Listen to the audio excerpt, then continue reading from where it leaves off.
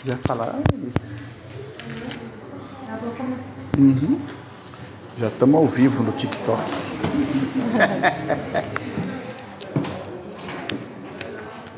TikTok.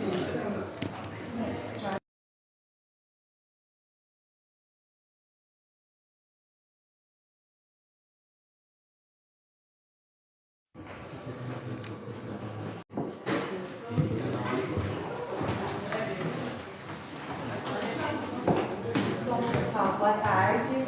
É uma alegria estarmos aqui, né? E bem-vindos todos, né? Que são da universidade, de fora, e inclusive de outro município, né? Fiquei muito feliz hoje da gente ter Restinga Seca. Beleza. Tem mais alguém de outra cidade aí? Não? Só talvez moraram lá, né? Mas não vieram hoje especialmente. Então, nós somos do Programa de Educação Socioambiental, que já tem 10 anos, este ano comemora os 10 anos, né? E realizamos diversas ações, né? na universidade e na comunidade externa. Né? E, inclusive, quando a gente consegue uma parceria, pode ser até mesmo em outro município. Já tivemos, né, algumas ações em outros municípios. E a ideia é oportunizar temas que nem sempre são abordados, né, na formação curricular, ali, aquela formação compactada, né? E então poder, como temas como este, né, da dengue, que no meu entendimento até ia surtir muito mais interesse, porque é um problema de saúde pública, não só de saúde pública, mas é um problema que afetou diversas famílias, né? Inclusive faleceu uma pessoa daqui da nossa instituição, muito jovem, e o problema continua, certamente. Depois nós iremos ouvir, né, as colocações dos nossos palestrantes. Já agradeço desde agora, né, todos já estão aqui. Foi assim trabalhoso organizar esse painel, porque a gente queria mostrar uma visão mais ampla, não apenas da questão em si ou do problema de saúde, da doença em si, mas também trazer um pouco mais amplamente, né, o porquê, por exemplo, que nós estamos tendo casos de dengue. Nós tínhamos há 10, 20 anos atrás, nunca ouvi falar que aqui no Rio Grande do Sul, aqui em Santa Maria, nós tivéssemos casos de dengue. Pode até ser que tivéssemos um ou outro caso isolado. Em outros municípios da região também, né? Nós até tínhamos solicitado uma pessoa da Secretaria Estadual para nos trazer esse panorama mais geral em outras cidades. E aí que eu soube que em outras cidades também, algumas delas tiveram um problema bem sério, né? Então, entendo que é um tema importante, assim, para a gente, assim como outros, né, que podem surgir aí no decorrer, já ocorreram, e a gente trabalhou, então, no Programa de Educação Socioambiental. É um projeto de extensão. Então, por conta disso, né, tivemos, por exemplo, curso de formação de professores, né? Todos sabemos que a educação ambiental, ela precisa permear, ela precisa ser trabalhada desde o primeiro grau até o terceiro grau, né? E os professores fazem um esforço no sentido de trabalhar, mas às vezes não tiveram no seu curso uma formação para trabalhar em educação ambiental. Então, muito obrigada por terem aceitado, né, a Sueli, o Luiz e o Denis, né, que foi nosso aluno, e não sei se tu também foste nosso aluno aqui, beleza. Então, vou ler rapidamente aqui o currículo de vocês, bem resumido, para dar tempo deste painel, porque é um painel com essas 3 contribuições importantíssimas, né? Então, nós já temos aqui presente a doutora Suelen da Silva Alves Sacol, que é graduada em Ciências Biológicas pela Unipampa, doutora em Biodiversidade Animal pela Universidade Federal de Santa Maria, possui experiência na área de Ecologia de Comunidades, Filogeografia e Conservação do Ecossistema Campestre, tendo como foco a herpetofauna, né? atualmente é analista ambiental da Secretaria do Meio Ambiente e Infraestrutura do Rio Grande do Sul, lotada no Departamento de Biodiversidade, especificamente na divisão de unidade da conservação. Nós tivemos os servidores da FEPAM, no caso, colegas, que indicaram a Suelen para essa contribuição importante, então. E temos o Denis, que é Denis Couto Pereira, agente de saúde pública da Vigilância em Saúde do município de Santa Maria, no caso, e membro do Comitê de Combate à Dengue da Universidade Federal de Santa Maria. Faz parte também do Comitê de Arboviroses da Universidade Federal, de Santa Maria. E o Dr. Luiz, então também Luiz Felipe De Carli, graduado em Medicina pela Universidade de Santa Maria, médico de família e comunidade da Prefeitura Municipal de Santa Maria, especialista em urgência e emergência. Atualmente é médico estratégico de saúde estratégia de saúde e família São José, a Unidade de Saúde. Isso, depois tu pode complementar que aqui veio a sigla de São José, que é um dos bairros aqui de Santa Maria, emergencista dos prontos-socorros e Brigada Militar e Tancredo Neves. Então, sejam todos bem-vindos, quem chegou agora, vamos ser bem breves, para poder, a Simone está aí, vem cá Simone, que é atualmente a coordenadora do programa socioambiental. Ela foi minha bolsista voluntária, olha como é que começa a história, né, Simone? E atualmente é coordenadora, diretora do Jardim Botânico da Universidade Federal de Santa Maria. Vou dar uma palavrinha aí para eles. Boa tarde, então a todos, bem-vindos. Muito obrigada pela disponibilidade de estar conosco aqui. Desejamos a todos um ótimo seminário, Se possível, fiquem até o finalzinho para honrar e prestigiar os nossos palestrantes e podem ir elaborando as suas perguntas também, enviando para nós. E depois do evento vai ter o certificado, que nós vamos encaminhar para vocês o link de acesso por e-mail. Então, por isso que a gente pediu para todo mundo assinar aí. A gente vai estar encaminhando nos próximos dias esse certificado e também para os nossos palestrantes. Um ótimo evento a todos. Obrigada. E agradecer também ao Djalma. Estamos ao vivo também, transmitindo, se alguém quiser, para a Ideia TV, no TikTok para todo mundo. Isso. E podem se inscrever, podem no canal, Se nada der certo na vida, vou me tornar TikTok. E só ontem nós tivemos um evento TikTok Paideia TV. Beleza. Só botar no TikTok Paideia TV, estamos ao vivo. Isso. E ontem nós tivemos um evento sobre a Ayurveda, que é um tema também não tão comum, e o Djalma também gentilmente se prontificou. Então, muito obrigada, Djalma, aí para colaborar conosco.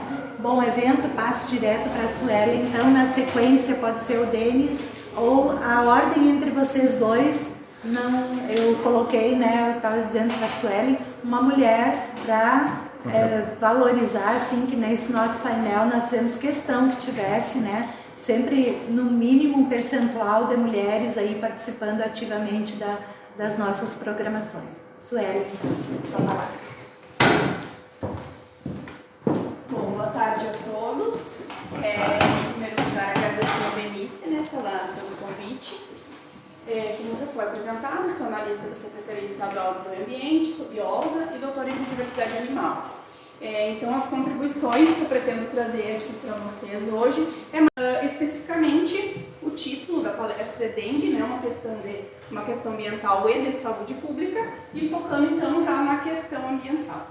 Além da globalização, as mudanças climáticas elas têm gerado um grande impacto na sociedade, Então, nós sabemos que alguns eventos estão sendo muito intensificados devido às atividades antrópicas, a pressão da atividade do homem, como, por exemplo, tempestades, secas, entre outros eventos, ciclones, tornados, enfim, vários eventos que, consequentemente, vão trazer problemas ambientais, entre eles a questão da proliferação de várias doenças, Nós passamos recentemente pela Covid, que também é uma doença que tem estreita, diretamente, relação com o meio ambiente.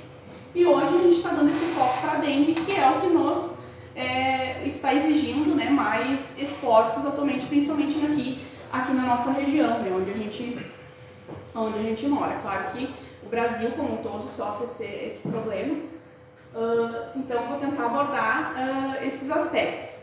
E fazer, né, tentar ter esse toque, conscientizar, né, ambientalmente a população para entender que cada ação antrópica, cada ação do homem vai gerar um impacto, seja um impacto positivo ou um impacto negativo. Nós não temos como dissociar a nossa qualidade de vida com a qualidade do meio ambiente. Então, qualidade do meio ambiente significa qualidade de vida do ser humano, né, da população humana.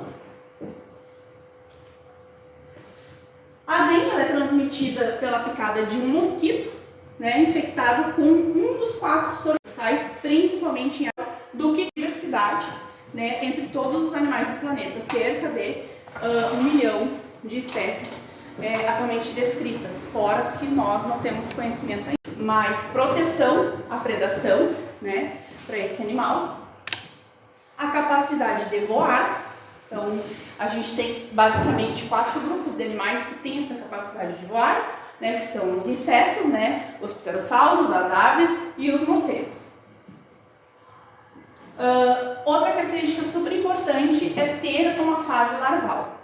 Né? A gente tem, então, várias fases dentro do ciclo de vida durante a ontogenia, né, durante o ciclo de vida desse animal, em que ele vai poder explorar vários nichos, vários ambientes ao longo desse desenvolvimento. Então isso também, né, vai gerar um sucesso evolutivo para esse grupo. Um ciclo de vida curto, lembrando que esse ciclo de vida curto, ele significa uma reprodução acelerada, né? Então é um animal que ele consegue ter várias modificações no seu DNA, então ele consegue, né, ter isso através desse período curto, né, de ciclo de vida, sem falar numa alta taxa de posturas de ovos. Então essas características, em conjunto, aliada com os eventos que esse grupo tem passado ao longo desses milhões de anos, tem conferido esse grande sucesso, né, na diversificação desse grupo. Lembrando que o principal objetivo sempre, né, de um ser vivo é manter a sua espécie. Então ele vai fazer qualquer estratégia, né, que garanta o sucesso evolutivo desse animal, ela vai permanecendo, ela vai sendo passada adiante. Dentro dos insetos, então, a gente tem a ordem Diptera, né? Essa é a 4ª ordem mais diversa. E dentro dessa ordem estão incluídas as moscas, mosquitos, gajeiras, pernilongos, borrachudos, mutucas. E atualmente a gente tem em torno de 150 mil espécies descritas. Então vejam que é um grupo, né, que bastante diverso. A gente tem aqui a ordem das borboletas, dos cascudos, das vespas, né, e os dípteros representando 12% da diversidade dos insetos. Dentro da ordem díptera, a gente tem a família Culicidae, que é a qual pertence os gêneros Aedes, né? Então, o gênero Aedes, ele vai ter em torno de 158 espécies atualmente descritas, né? Esse número pode ser bem maior, claro. E quem é o nosso foco aqui? É o Aedes aegypti e também, eu não sei se vocês já tinham ouvido falar, no Aedes albopictus. Já tinha ouvido falar nele? Cientificamente não. Esse é o nome. Cientificamente não. Ele é como que eu posso dizer, um irmãozinho do Aedes aegypti. E ele também é um potencial vetor de dengue. A gente vai falar um pouquinho ao longo da apresentação dele. Eles são muito parecidos, né? Então, basicamente, essas diferenças aqui que dá pra gente conseguir distinguir entre uma espécie e outra. O Aedes aegypti tem essa listra em forma de lira e o albopictus tem essas linhas paralelas.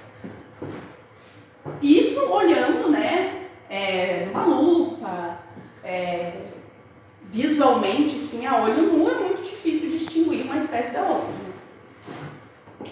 Mas, se a gente for pensar que são espécies extremamente similares, o que leva a gente a também pensar que eles ocupem nichos, ambientes também similares e que eles também têm esse potencial de transmitir algumas doenças que o seu irmãozinho, entre aspas, não em vão, né, também transmite.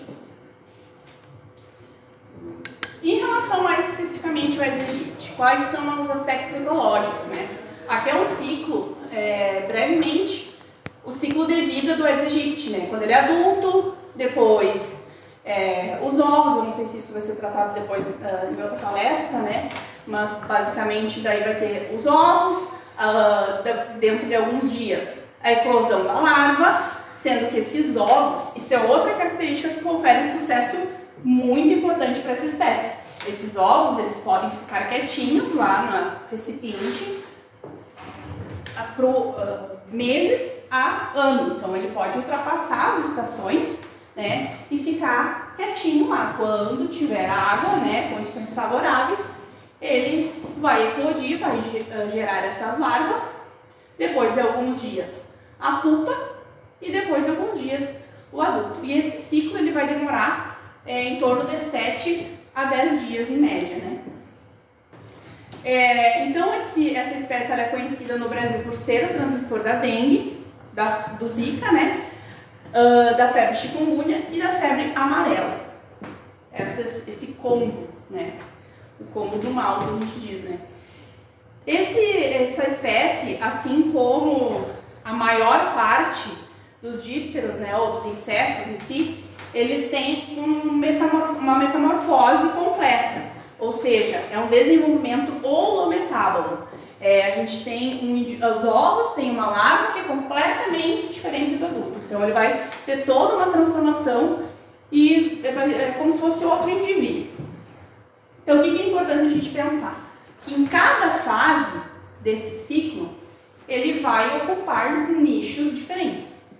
Então, ele consegue contornar, por exemplo, alguma instabilidade climática, né? Então, ele consegue ir contornando essas questões que vai conferir um sucesso evolutivo lá para ele na frente, né? Ele vai conseguir atingir o objetivo de virar adulto, né? Gerar uma prole e assim o ciclo vai se repetindo, né? Constantemente.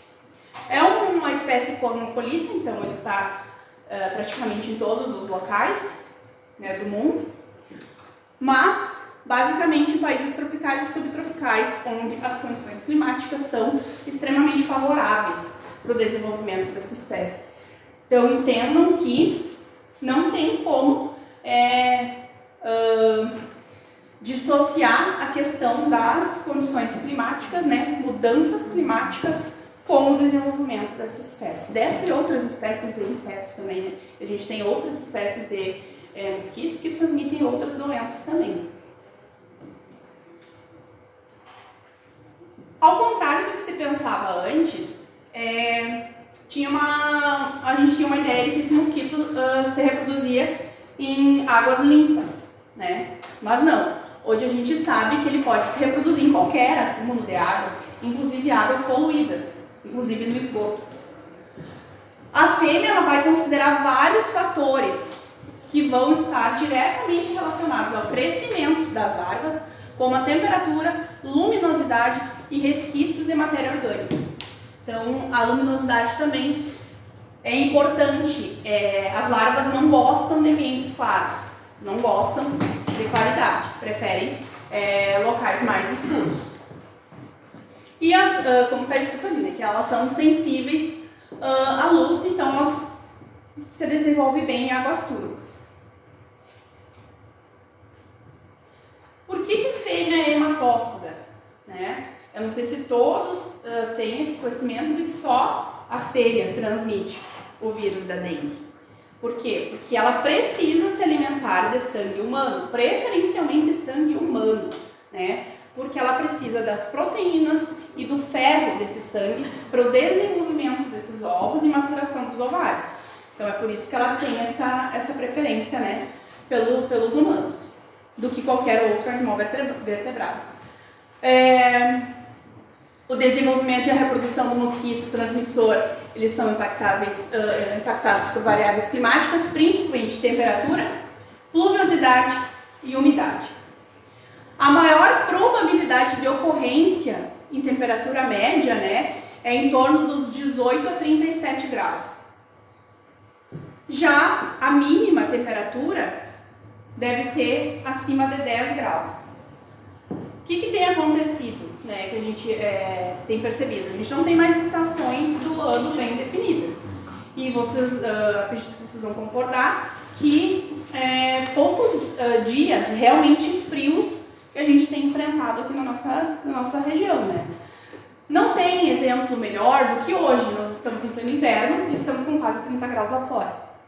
Então, isso para essa espécie aqui é fenomenal. Ela vai aproveitar esse tipo de condição climática.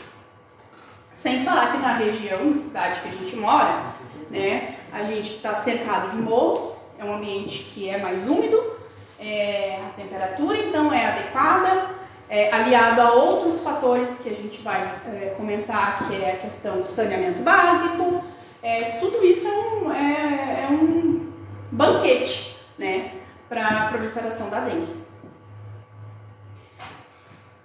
Já o seu irmãozinho lá, o Aedes albopictus, ele é mais tolerante ao frio, né? Então, é uma espécie de mosquito que a gente tem que prestar atenção nele nos próximos anos, que ele pode, né, então, ele já tem potencial de transmitir a dengue e outras doenças. Em laboratório, esse teste já mostrou, né, que em torno de 22 arboviroses ele é capaz de transmitir. Então, é uma espécie que a gente precisa prestar atenção. Aqui é um artigo mostrando a distribuição, né, dessas duas espécies. Então vejam que Aedes aegypti e albopictus, eles têm a distribuição muito parecida. Aí vocês podem estar se perguntando, mas essa espécie ocorre aqui no Brasil? Sim, desde 1986. Ela ocorre aqui sim. Tá? E esse estudo também mostra que a distribuição dessas espécies deve mudar drasticamente nos próximos séculos, né, nos próximos anos. E que ambientes que antes poderiam ser inóspitos passam a se tornar favoráveis para essas espécies. Esse mapa é uma modelagem futura, né, que mostra justamente isso. Então, a gente tem regiões que, como por exemplo aqui na Amazônia, elas vão, por incrível que pareça, vão se tornar, como se diz, não inacessíveis, mas não serão anfíbios. Eles são divididos em Urodela, Gimnofiona e Anura, né? Aqui eu vou dar um destaque para os sapos, rãs e pererecas.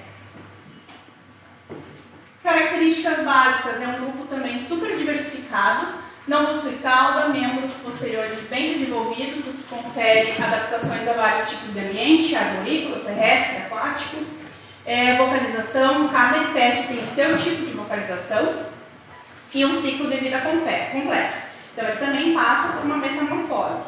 A gente vai ter os ovos, vai ter o girino e depois vai ter o adulto.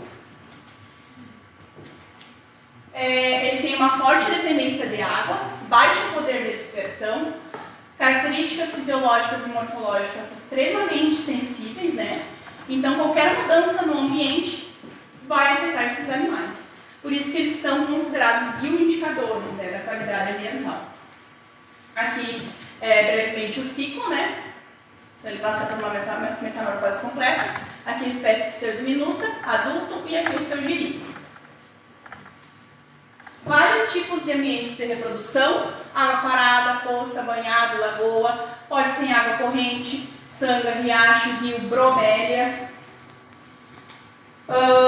As principais ameaças a esse grupo: perda ou descaracterização do hábitat, introdução de espécies exóticas, poluição, mudanças climáticas, atividades antropogênicas e patógenos. Eu estou correndo um pouquinho por causa do tempo, tá? A importância desses animais. na cadeia alimentar, porque é um animal que ele tanto é predador quanto ele é presa, então é importante na cadeia trófica.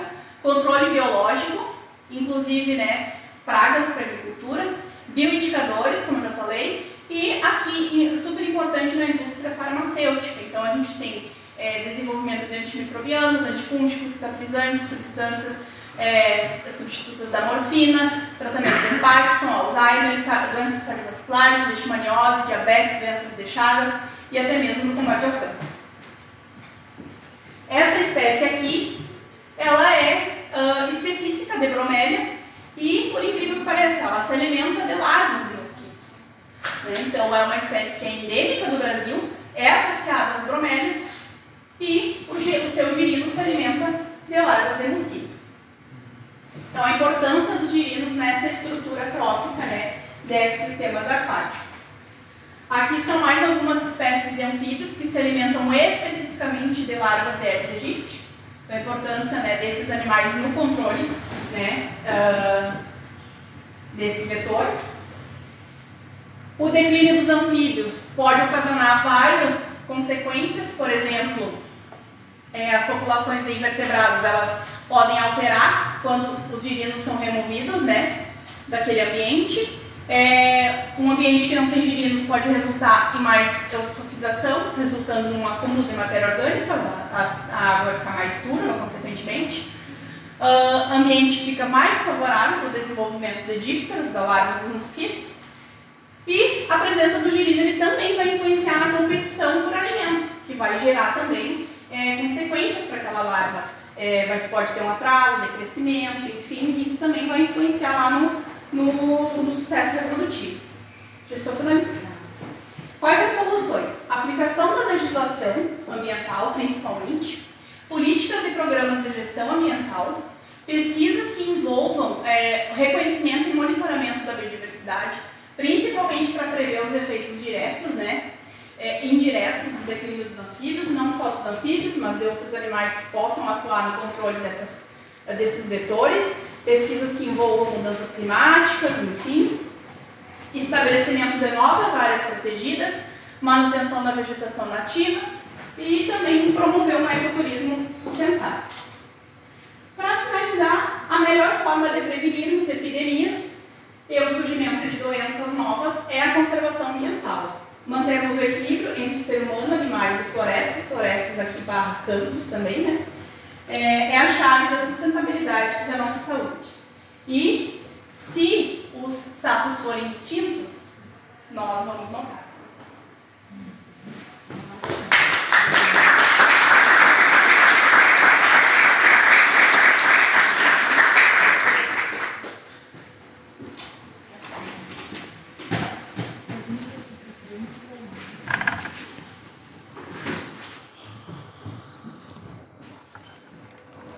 Agradecemos a Sueli, então já passamos por eles e os prudentes está na sequência.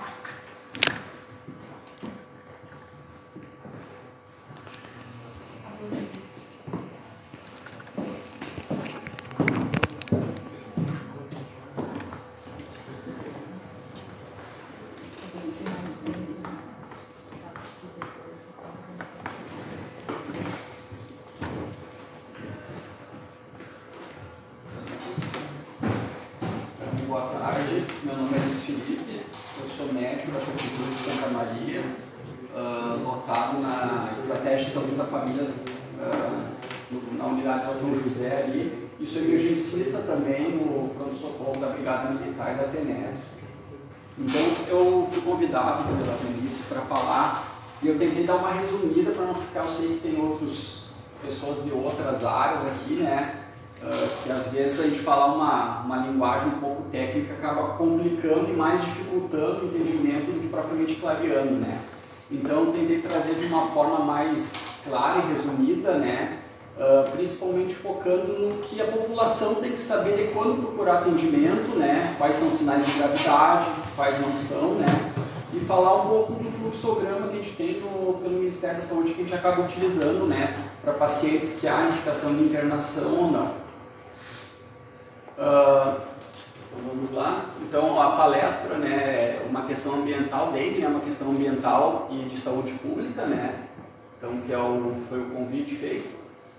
Então, vou falar um pouquinho, né, até nessa parte inicial, quando eu falar alguma coisa, parte mais que a Sueli já abordou ali, né, que tem muito mais conhecimento da parte animal do que a gente, né. Então, é uma arbovirose humana mais prevalente nas Américas, né.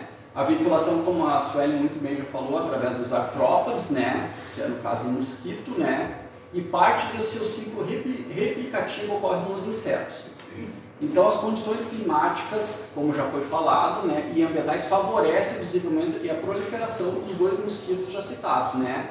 O que a gente mais conhece, né, é o Aedes aegypti, né, que é o mais comum e mais falado, mas aqui nem a Sueli falou, a gente tem que se preocupar que no futuro o outro mosquitinho ele pode nos incomodar bastante e dar bastante dor de cabeça. Então, no Brasil, a transmissão da dengue, né, ao ser humano ocorre pela picada da fêmea, como já foi falada, né, então não é qualquer mosquito, né, tem que ser a fêmea, né, e o vírus, né, que está contido dentro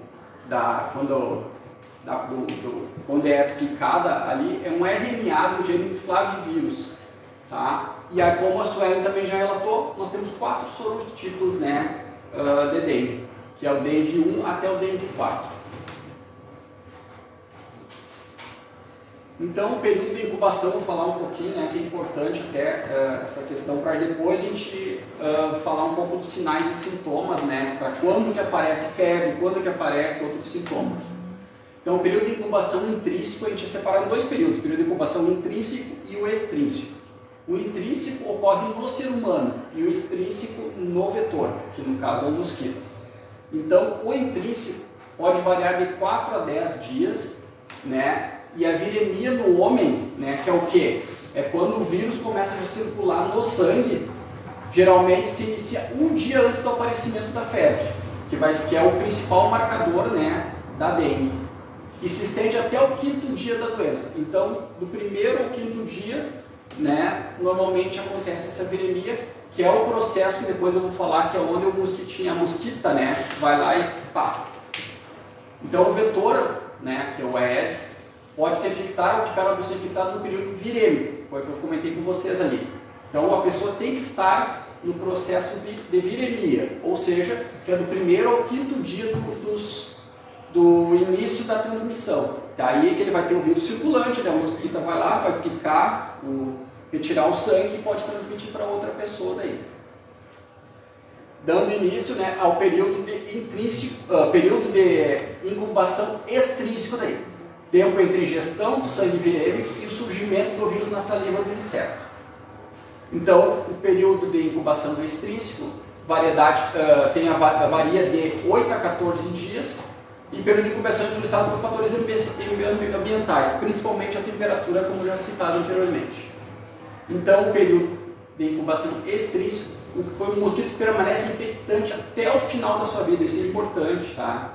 Porque a gente acha que ele picou, não. Ele vai até o final da sua vida, que é de 6 a 8 semanas, ele continua transmitindo o vírus.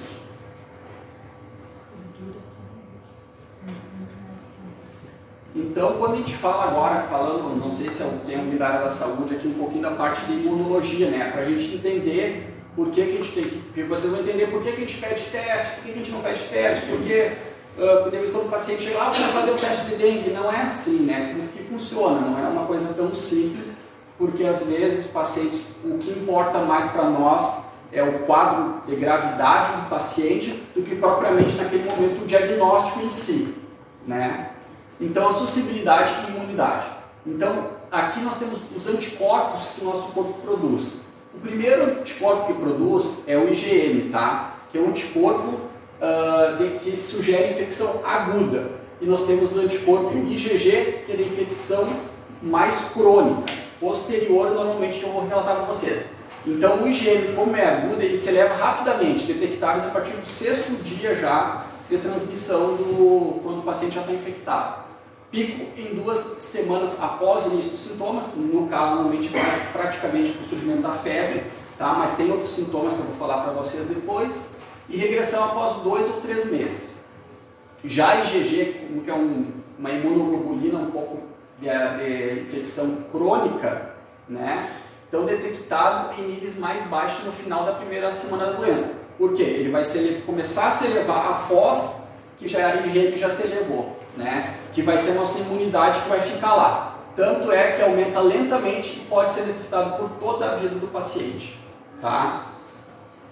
E indivíduos que tiveram uma infecção prévia, né? Porque às vezes a gente pergunta assim, mas pode pegar de novo? Pode, né? Se o sorotipo do mosquito é diferente, pode pegar 2, 3 vezes, né? Pode sim. Independente da imunidade do paciente, pode, inclusive, o mesmo sorotipo mais de uma vez.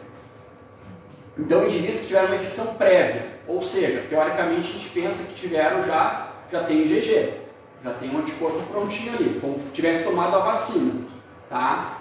Então, por outro sorotipo de dengue, infecção secundária que a gente chama. Os tipos dos anticorpos elevam-se rapidamente, então se o paciente já, isso é uma coisa boa, se teoricamente ele já foi infectado pelo anteriormente, mesmo que o sorotipo não seja o mesmo, ele já vai ter uma proteção, o que vai facilitar que a defesa dele haja mais rápido e a elevação do IgG vai acontecer mais rápido do que numa infecção primária. Isso é importante porque ajuda na defesa, enquanto ele está produzindo mais anticorpos IgM para também depois se transformar em IgG e fazer uma proteção cada vez mais forte. Não sei se deu para entender mais ou menos, isso é um pouco mais complexo, assim, mas eu tentei deixar uma forma mais clara para vocês. Então, confirmação laboratorial. Quando que a gente vai pedir exames e quais exames pedir? Né? Então, a gente tem a sorologia através do método ELISA, IgM e IgG. Tá? Então, o IgM costuma positivar após o 6º dia da doença. Então, vocês vão ver que o teste que eu vou falar posterior, no próximo slide, ele é um teste mais sensível. Esse não adianta fazer o teste no primeiro dia de sintomas, que não vai adiantar. Vai dar um falso negativo. Tá? O IgG, tá? Então, a partir do 9º dia. Então, normalmente, o que a gente recomenda, né, quando vai coletar o método ELISA? Colete do 7º ou 30º dia, tá? Por quê? Mas eu não estou mais com sintomas, por que eu preciso?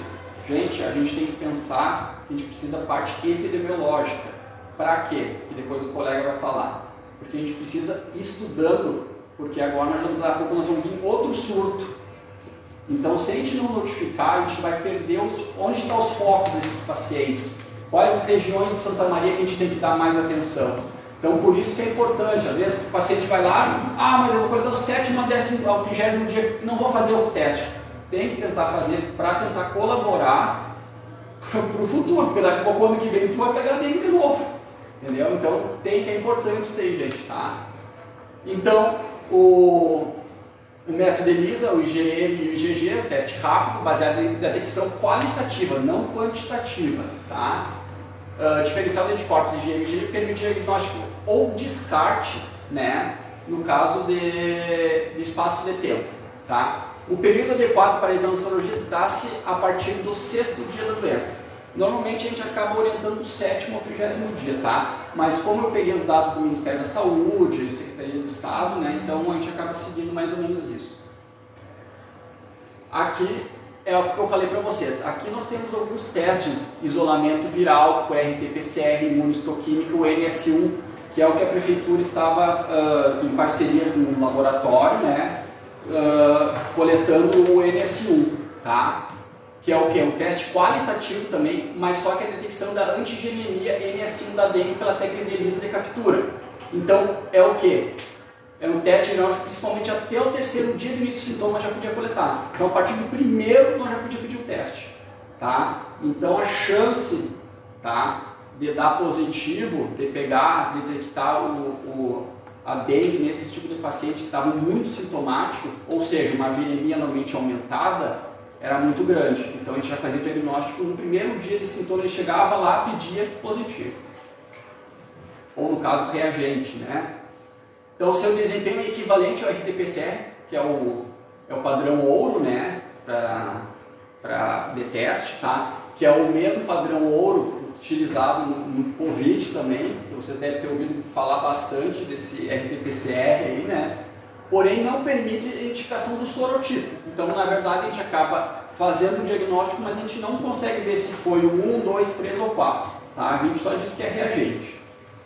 Então ele tem uma alta especificidade e moderada sensibilidade. Por isso que o MS1 negativo não exclui a possibilidade de doença. O paciente de vez em quando pode estar pouco sintomático, com poucos sintomas, né, que não começou a evoluir ainda, e dá um falso negativo. Então se o paciente persiste com sintomas, a gente orienta ele a coletar aí um novo teste mais adiante, que aí pode ser o ELISA. Então, o período adequado para, para a realização do isolamento viral é até o 5º dia da doença, principalmente os 3 primeiros dias. Então, não adianta, por isso que é importante ali, ó, o ELISA a partir do 7º, MS1 do 1º. Então, isso é importante quando vocês verem aqui lá, quando forem, tiverem que consultar, ou se já consultaram, vocês vão ver que o médico vai pedir conforme o teu início dos sintomas, sempre. Então, as manifestações clínicas, tá? Então, elas podem ser o paciente não ter sintoma algum, tá? Será assintomática, ou ser sintomáticas, tá? Então, normalmente a gente divide, na área médica, a gente divide em 3 fases clínicas, que é a fase febril, a crítica e a de recuperação. Que eu vou dar uma abordagem não tão detalhada para não ficar tão cansativo e que fique entendível a coisa. Então, a fase febril, que é a primeira, tá? A primeira manifestação é a febre. Então, geralmente, acima de 38. Isso daqui é uma coisa que às vezes acaba nos complicando, porque nós que estamos na porta, principalmente na porta de entrada dos serviços, eu digo na parte de pronto-socorro, de vez em quando a população acaba não entendendo muito, porque os sintomas são muito parecidos às vezes. Covid, dengue, influenza e outras viroses que a gente acaba adquirindo. Tá? Então, às vezes, é muito parecido os sintomas. Tá? Então, a gente tem que avaliar bem o paciente, fazer um bom exame clínico, né? Para tentar ver o que pode ser esse paciente. Porque, às vezes, se vocês forem ler os sintomas dessas doenças que eu citei com vocês, são tudo semelhantes. Tá? Inclusive, Covid não é tão comum acima de 39, como dá a dengue. Tá? Mas quando chega o paciente com 39, quase 40 e é dengue. O Covid não chega a isso, tá? O Covid vai a 38, 38,5, mais ou menos essa temperatura. Então, ele início abrupto e com duração de 2 a 7 dias é a febre. Tá? Então, tem pacientes que de vez em quando, mesmo tomando antitérmico, eles se assustam, não está reduzindo a minha febre. É normal. Tá? É normal permanecer com febre de 2 a 7 dias. Mas por isso que é importante o médico que está lá na porta de entrada sempre orientar o paciente essa questão. Você pode permanecer ainda mais uns dias com febre, é normal, faz parte da doença. Após a fase febril, grande parte dos pacientes recupera-se gradativamente, então não precisa nem internar nem nada. Então a grande maioria dos pacientes, graças a Deus, aqui em Santa Maria, poucos necessitaram internação, né? Que eu digo internação é aquela que fica mais prolongada. Às vezes a gente precisa deixar em observação 12 horas, 24 horas, conforme a gravidade que eu vou mostrar para vocês depois. Depois nós temos a segunda fase, que é a fase crítica, tá? Onde tem o início, onde é o início do declínio, tá? Da febre, que a gente chama de efervescência, tá? Que é entre o 3º e o 7º dia do início da doença. E aqui nessa fase que vai surgir os sinais de alarme que depois eu vou mostrar para vocês. Tá? Que é um dos indicativos de internação e fazer uma avaliação laboratorial mais frequente desse paciente. Então, deles resultante, o que é o resultante do sinal de alarme? Devido ao aumento da permeabilidade capilar. Tá? Então, por isso que vocês vão ver lá, mas a gente vai falar, a gente diz assim, por que aumenta a permeabilidade capilar? Que é o extravasamento do líquido que a gente tem dentro dos vasos, que corre junto com o sangue, para fora do vaso. E aí pode dar aqueles pontinhos vermelhos na pele, que a gente chama de petecas, ou exantemas, que também vou mostrar para vocês ali também. Tá? Então isso é importante prestar atenção. E depois vem a fase de recuperação, tá? Que é 24 a 48 horas da fase crítica, quando há uma reabsorção gradual desse líquido que está no 3º espaço que a gente fala, tá? Que vai refluindo para dentro do vaso. Tá? E normalmente dá 48 a 52 horas o paciente já começa a apresentar um bom estado. Já começa a ter fome novamente, que acaba não dando fome, inapetência, que a gente chama, né? O paciente fica inapetente, não consegue comer, deles não nem ingerir líquido, que é uma das indicações que eu vou mostrar para vocês da internação.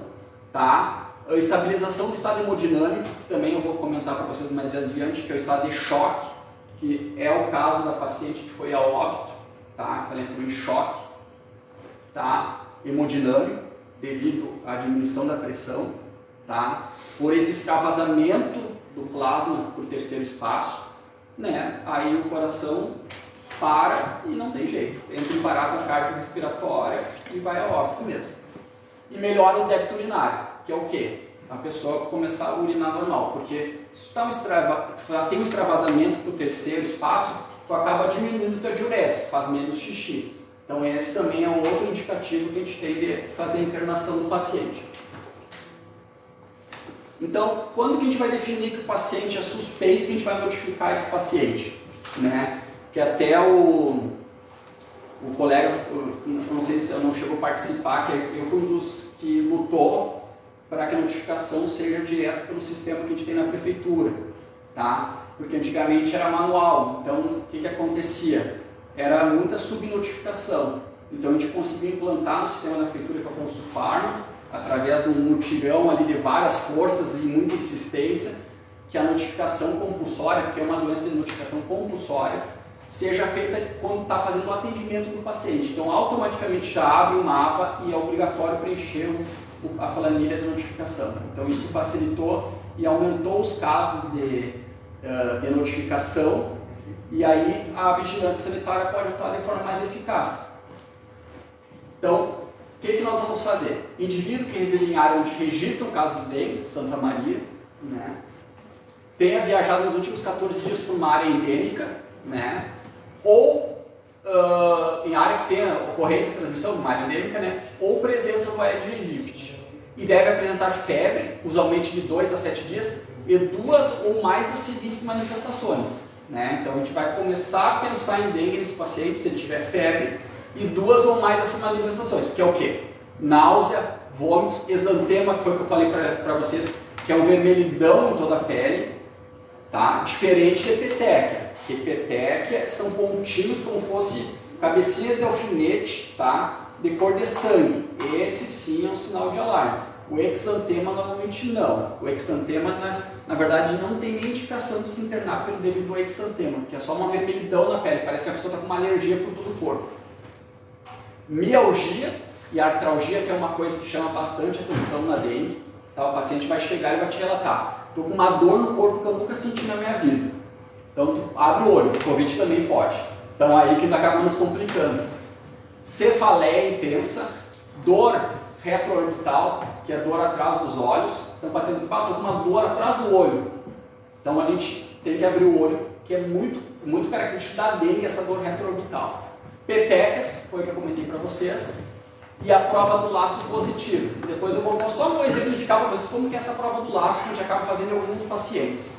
Leucopenia, né, ou plaquetopenia, né, que é o quê? A baixa dos leucócitos, por ser um processo viral, vai baixar os nossos leucócitos, né, então vai lá normalmente de 3.500 a 9.000, 10.000, dependendo da pessoa, né, que é individual esses parâmetros, né? E normalmente na dengue ela vai a 3.000, 2.000 leucócitos, né?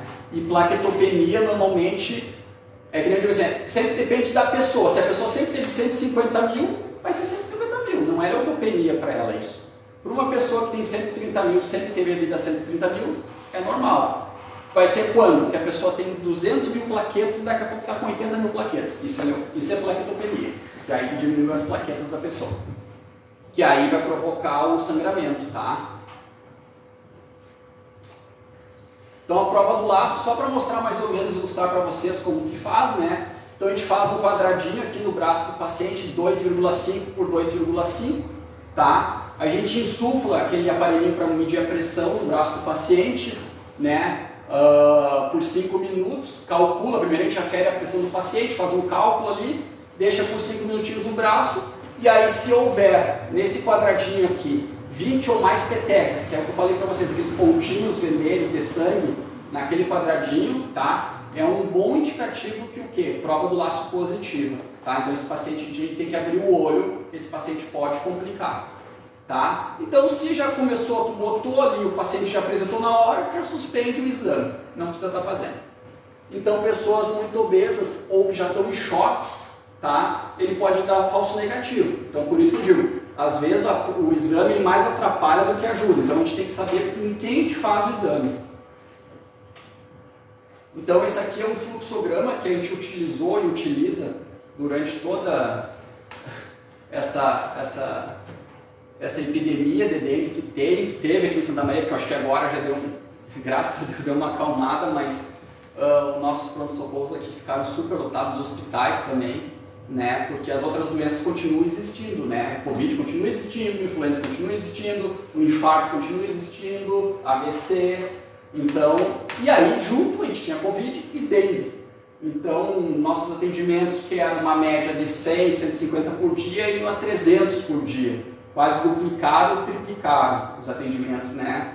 Então, foi bem um período bem conturbado, que agora já deu uma acalmada, mas só que agora com essas mudanças de temperatura e 30 graus daqui a pouco, então nós vamos ter que ficar atentos, né? Que daqui a pouco pode voltar tudo de novo. Então, como que a gente segue? Tá? Que aqui vai entrar os sinais de alarme e os sinais de choque, que a gente sempre orienta o paciente, que é aquele motivo, por exemplo, que ele pode começar no A e daqui a pouco ele evolui para o C, tá? Que a gente vai orientar e dizer assim, ó, a gente fala aquela frasezinha, ó, se tiver pior de sintomas, sinais de alarme, a gente cita os sinais de alarme, deve retornar imediatamente para o pronto-socorro, tá? Não ficar em casa, então a gente dá essa orientação normalmente. Então, suspeita de dengue, foi o que eu falei para vocês, 2 a 7 dias de febre, mais 2 sintomas. Aí nós vamos cair aqui. Tem sinal de alarme ou sinal de choque? Não. Então nós vamos para cá. Então aí nós vamos pesquisar sangramento espontâneo, que é o quê? Sangramento gengival, que é uma coisa que chama atenção, a não ser que o paciente tenha uma gengivite, né? Ah, sempre sangrou a gengiva. Então não é.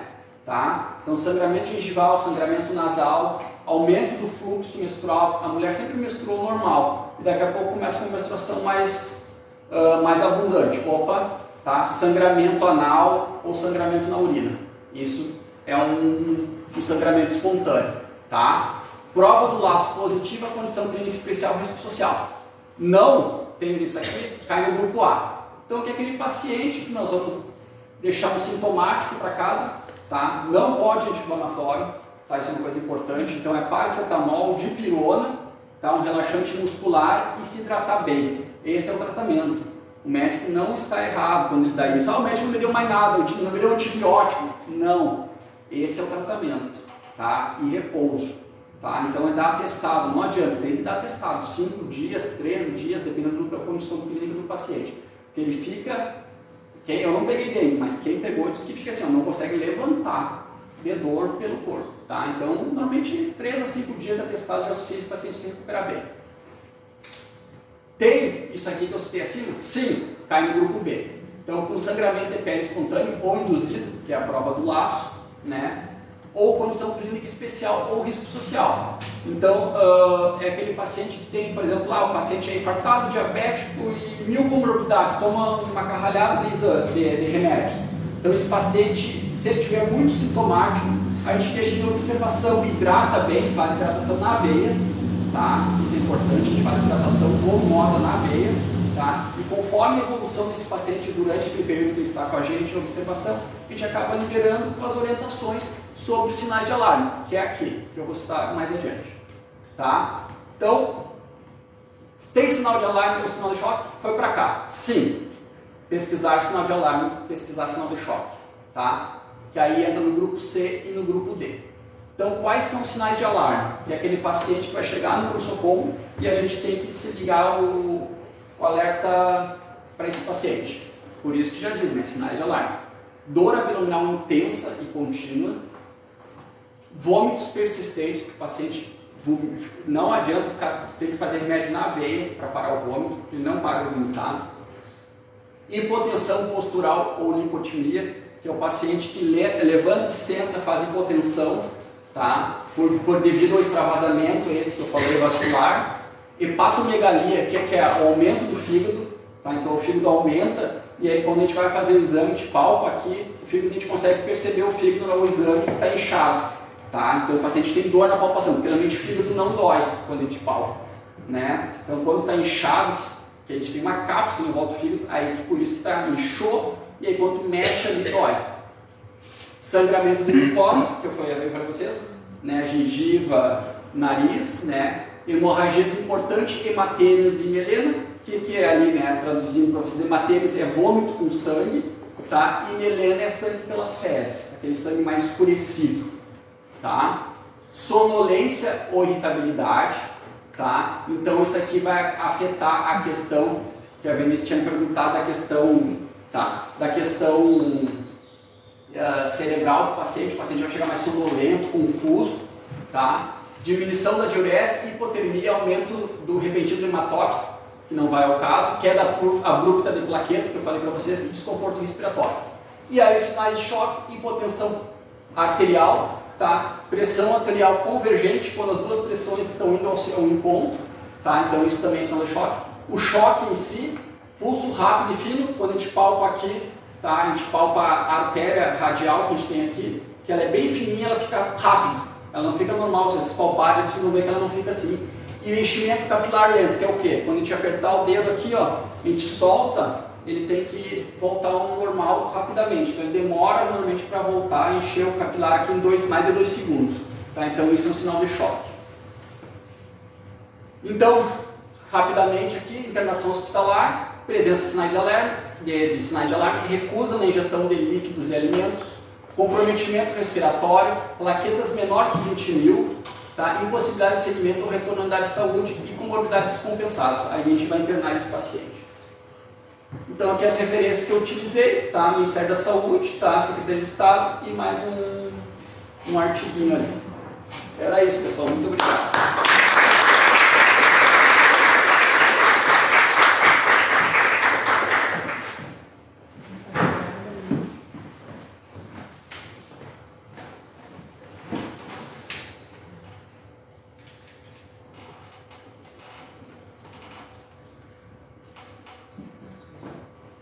Boa tarde a todos.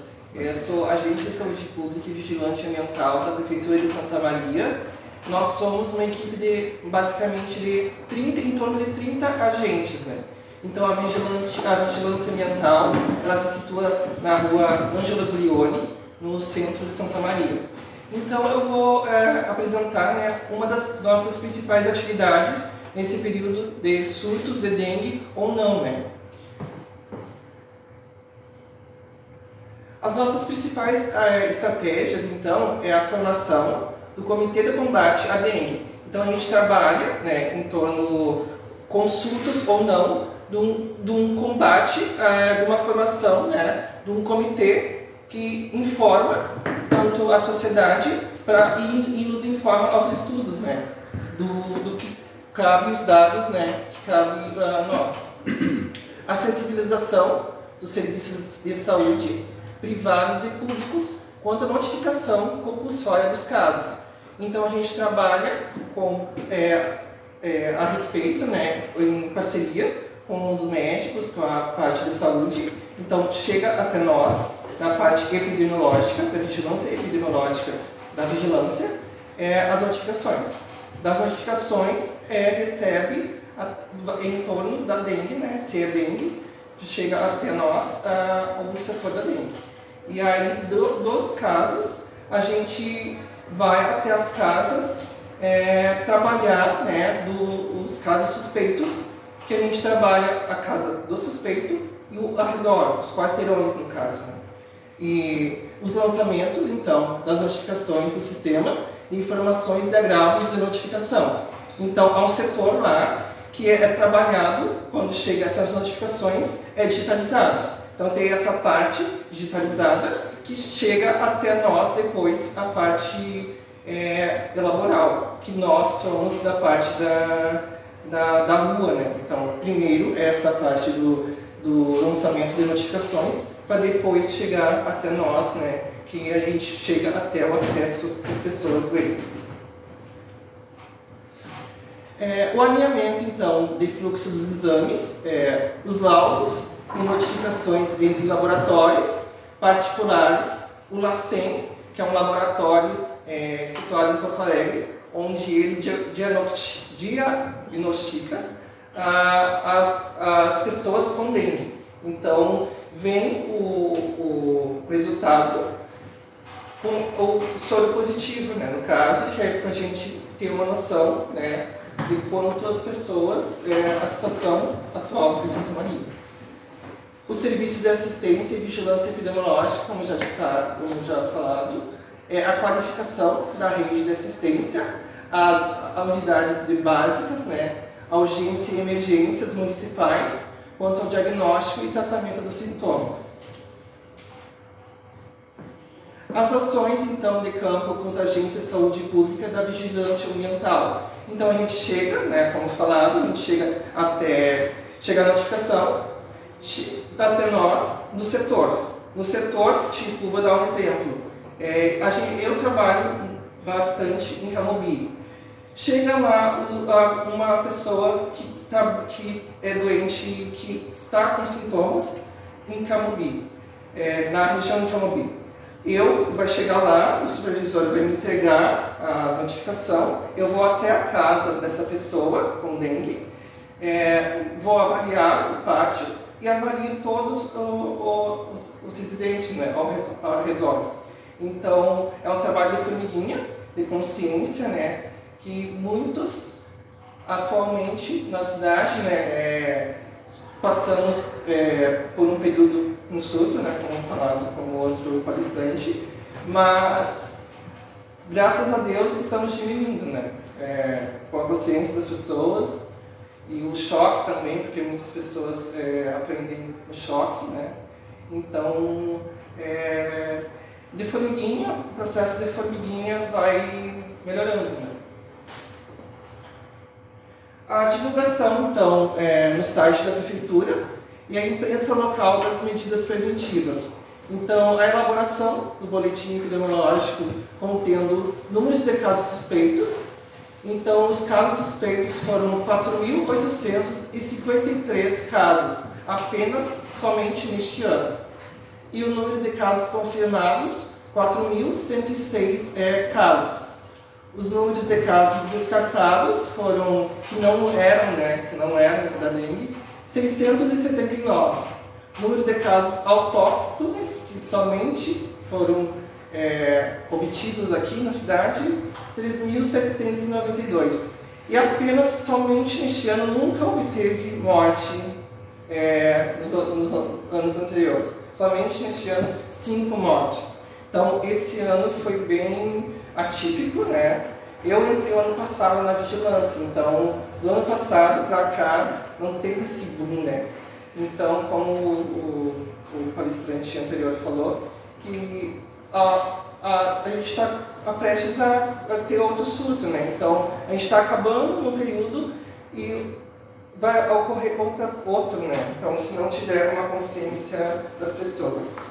E as ações integradas, então, de controle do vetor em secretarias municipais e instituições parcerias, então foram de Secretaria de Infraestrutura, Secretaria do Meio Ambiente, Secretaria de Licenciamento e Desburocratização, a Secretaria de Comunicação, a Defesa Civil e o Exército Brasileiro.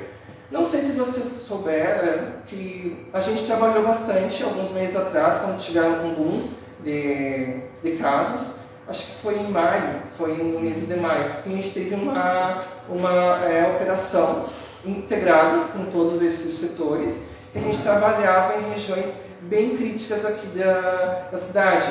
A gente trabalhou bastante naquela região oeste, eu acho que é, da Teneves, São João, Juscelino Kubitschek e Tancredo Neves. Aquela região a gente fazia pulverizações e a gente fazia uma operação toda e todos os agentes, né, parava toda a cidade e ia todos os agentes em foco daquela. E aí todos esses setores dava prioridade, né, ouvia o que as pessoas tinham para nos ouvir, a demanda, né, tanto da parte de rua, tanto da parte de infraestrutura, de esgoto, e tanto na parte da dengue, né, das águas. Porque aquela região tem um costume de ter uma cultura de juntar água para elas. Então, nesses últimos meses, né, o nosso maior problema é as piscinas, né, porque muita gente não acha que piscina não pode ser tratada no inverno. A gente chega nas casas, até semana passada eu cheguei numa casa, a piscina era um mar de lava, sabe? Então, aí às vezes a gente tem que ser um pouco rude, notificar, né? Aí o que a gente trabalha é a notificação, depois da notificação, são 5 dias de notificação, tipo um alerta, acordo, e aí depois a gente vai para o auto-infração. A auto-infração é 15 dias. Esses 15 dias, se a pessoa não ter uma atitude, aí sim vem multa. Aí a multa pode ser bastante ou pouca, dependendo da situação e dependendo da consciência das pessoas também. Porque também a consciência das pessoas ela ajuda. A recepção também. Às vezes a gente é super tratado, às vezes a gente as pessoas só faltam, querem tomar café, nos obrigam quase a tomar café da manhã com elas. Tem outros que quase a gente é xingado. Teve uma colega nossa que foi apedrejada alguns meses atrás, então tratamento, então é bem difícil ser a consciência das pessoas. O papel de formiguinha, e aí que as pessoas assim só vêm quando os casos, quando está crítico. Nessa região, quando em maio, que o Exército nos ajudou, porque como a gente é pouca gente, o Exército teve que nos ajudar, assim, porque como foi algo desproporcional aos anos anteriores, o Exército teve que nos ajudar. Então era cada um agente e vários militares, né? E aí a gente começava a atuar e aí via cada tratamento, um tratamento diferente em acordo, né?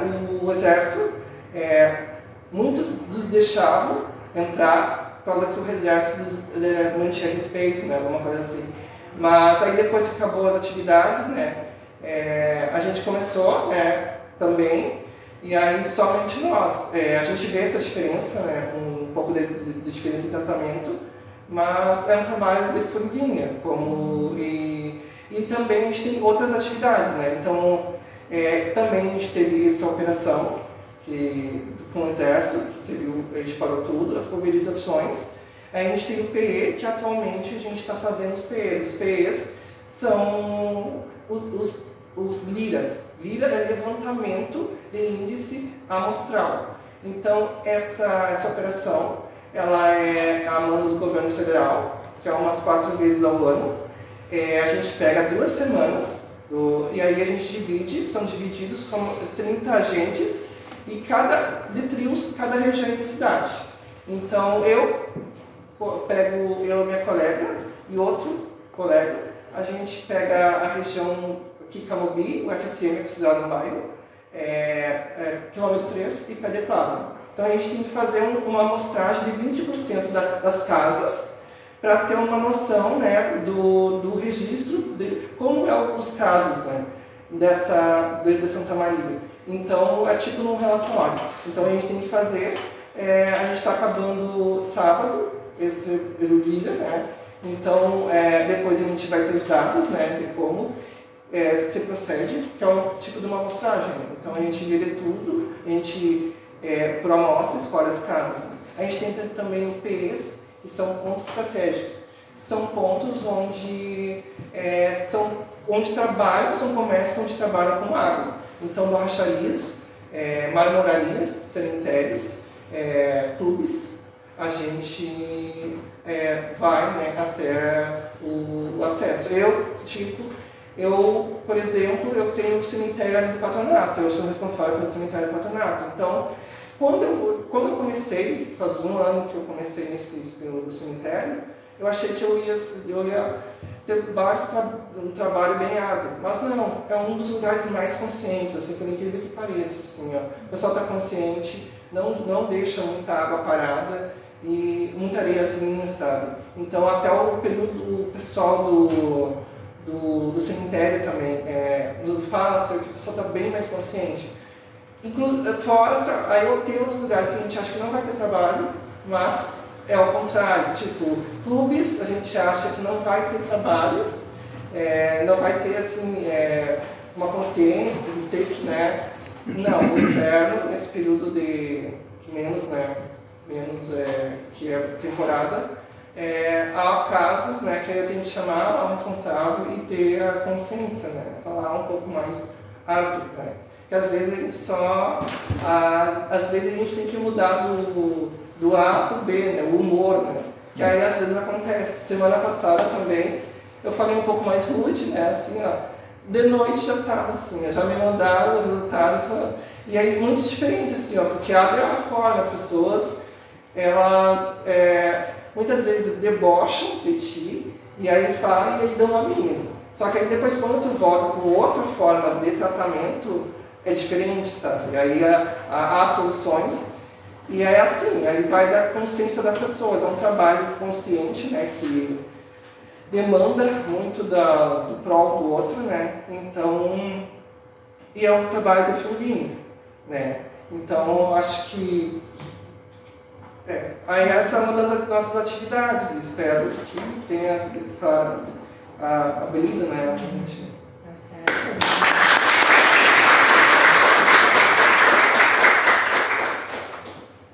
Aí agora então a gente tem um espaço para perguntas, né? Se alguém tiver, acho que é bem importante, né? As contribuições dos três e se complementaram, né?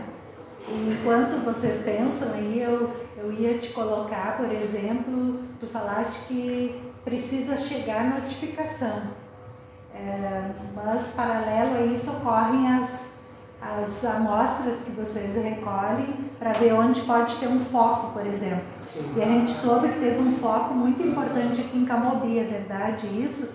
E, por exemplo, aqui na universidade também foi coletado alguma amostra, como é que é? Mas uma pergunta não quer dizer que seja a primeira. Se alguém tiver também, até para te respirar, que acabou de sentar. Então, vamos dar espaço para vocês perguntarem e depois tu pode, ou se tu quiser agora também. Tá? Alguém já tem uma pergunta?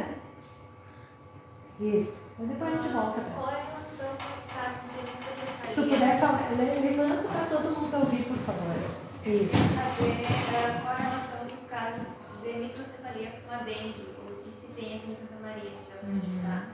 Vamos fazer uma... isso. Acho que faz 5 perguntas. Acho que faz umas umas 3 perguntas ou 4, isso. E aí Para fazer para a Sueli, nós temos lá no Jardim Botânico um telhado verde, onde a gente está inovando o telhado verde com uma cobertura de bromélias, né? Não é muito comum, mas está dando muito certo. E é uma pergunta que a gente sempre recebe dos visitantes, né? Bromélia da dengue, só que eu fui atrás de artigos científicos e eu encontrei um artigo que pesquisou que não é o local preferencial às bromélias. E aí tu falaste também sobre a questão dos felinos e sapos, né? Eu queria saber se as bromélias são foco ou não são foco, ou depende. vamos responder na ordem as perguntas. Acho que Então. o colega pode começar respondendo, depois o doutor e depois Pode ser, Dani? Pode ser. Pode ficar de pé, eu acho que por isso. No caso da UFSM, não chegou até nós. Então, não sabemos ainda exatamente. Nunca foi coletado aqui? Não, foi coletado aqui. Mas os surtos não chegaram até nós. Qual era a outra pergunta? Mas voltando aqui à universidade, por exemplo, tem locais de água parada. Sim. Aqui na comunidade, isso é uma preocupação, isso que me levou principalmente a organizar esse evento. Por exemplo, não é só nas casas. Até mesmo uma vez que chegaram lá em casa, a gente falou, olha, tem lugares de água parada que é sob domínio da prefeitura e a gente não vê, por exemplo, uma limpeza, não vê aquela água estar ali parada. Então, por isso que eu pergunto, a coleta de vocês, porque tem lugares suspeitos, vocês têm competência para enxergar. Por exemplo, eu enxergo ali embaixo da ponte, uma água parada, mas eu sou leiga, eu não sei se aquilo ali seria um alerta ou não para uma coleta, sabe? Então, por isso eu pergunto, tem uma ação proativa da prefeitura ou é só quando ocorre a notificação? Não, tem uma ação. Só que como a gente está em um ano atípico, né, a gente está sempre atrás da máquina, então a gente está sempre atrás das notificações. Tem muitas notificações e a gente não chegou a tempo. E a gente vai chegar, porque é pouca gente para muito trabalho. Então, mas o que a gente puder, esse levantamento que a gente está falando, que eu falei, que a gente está fazendo algumas semanas, muitas casas a gente chega, as pessoas falam, tive dengue, então a gente anota para já agilizar o nosso processo, entendeu? E eu esqueci de dizer que aqui na universidade está começando um comitê de ervas legais. Que a gente vai ter a segunda reunião, que aí vai ter mais foco aqui no FSM. Então vai ajudar, vai ter um membro aqui, uma atenção maior. Perfeito. Doutor? A outra pergunta era para o Luiz. Na questão da microcefalia, né, que tinha perguntado. Na verdade, assim, ó, é que nem da questão de dar o exemplo do Covid. Tá? Do Covid não teve nada muito na literatura mostrando que existisse caso de pacientes que pegaram Covid durante a gestação, mulheres, né, que nasceram e tiveram crianças com microcefalia. É que nem a dengue, a princípio não tem nada mostrando, tem mais é o Zika vírus, tá? Esse sim, tá? Esse já foi comprovado, tá? Que causa microcefalia, tá? Então a princípio, ele digo, só que nem como vírus, né? Todo mundo sabe, ele é muito mutante, então o que a gente fala hoje é uma coisa, daqui a pouco a literatura já vem e nos mostra outra coisa daqui a uma semana, porque a ciência, e principalmente quando se fala em vírus, é impressionante a mudança, né? Então, hoje, no dia de hoje, a gente pode falar isso. Daqui a algumas semanas, eu já não sei se de repente confere isso aí, né? Então, mas é uma coisa que a gente tem que se preocupar, tá? Com certeza.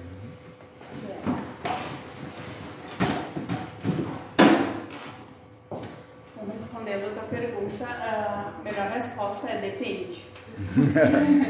Depende porque tu falou, acho que uma palavra essencial, preferencialmente, né? Ele prefere, o mosquito, né? As larvas preferem, né, ambientes mais turvos, mas a gente tem que pensar que na ausência desses ambientes, qualquer acúmulo de água pode ser um local de potencial desenvolvimento da larva. Então, sim, tá? Tem as bromélias ali. Não só bromélia, qualquer folha, né? Então também é orientado que a gente revise calhas, né? Folhas que ficam nas calhas, porque qualquer acumuladinho numa folha pode ser um potencial local para o desenvolvimento daquela larva. Em relação aos anfíbios, por que é importante a gente pensar que esses animais têm um papel importante no controle? Eu mostrei alguns estudos de algumas espécies que se alimentam exclusivamente, né, ou preferencialmente de larvas de mosquitos.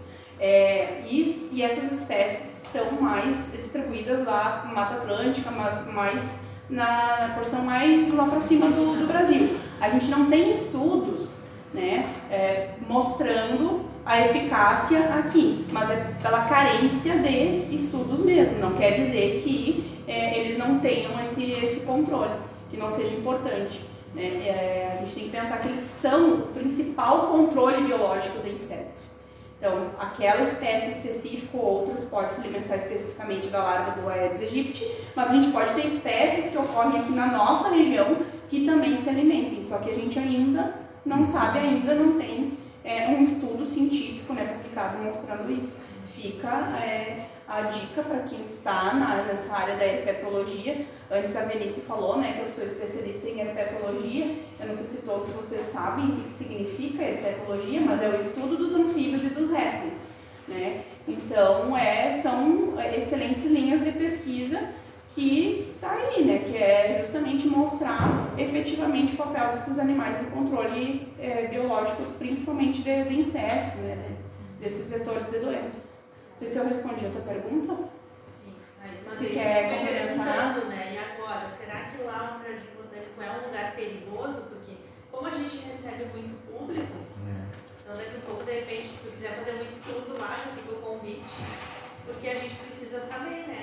Porque daqui a pouco, se for o caso, eu vou ter que fechar lá a apresentação, o telhado verde. A gente não quer isso, né? Não, eu acho que mais importante que isso é ter a manutenção, né? Eu não coloquei na última página da minha apresentação, mas tinha uma cartilha que a gente tem na Fiocruz, que ele sugere que a cada 10 dias a gente faça a manutenção de ambientes que tenham água acumulada. Por que 10 dias? Porque o ciclo de desenvolvimento é de 7 a 10 dias. Então, o colega também ali, palestrante, falou que eles têm um trabalho longo de formiguinha, né? Mas, e a gente? Qual é o nosso papel em revisar a cada 10 dias os ambientes? Eu vou tirar as bromélias lá porque elas podem se tornar? Não, eu vou investir na manutenção, né, no monitoramento para ver se tem larva de mosquito, se não tem, né? Como fazer essa manutenção? Porque não tem como eu tirar a água da bromélia porque ela vive assim. Não digo manutenção, mas tipo conferir realmente, será que tem larvas de mosquito, será que não tem? Tem que chamar talvez um laboratório que... O FSM tem um laboratório de herpetologia, que é atualmente liderado pela professora Sônia Sequim, né? Também é outra, não só o laboratório, mas acadêmicos, né? Algum TCC pode tentar fazer, né? Sobre a dengue, Isso. Falar e ver essas larvas. Isso. Quem sabe vocês O vão comitê, né, que está se formando aqui. a gente tem interesse. Porque eu acho que o importante é isso, sabe? É ter essa fiscalização mesmo.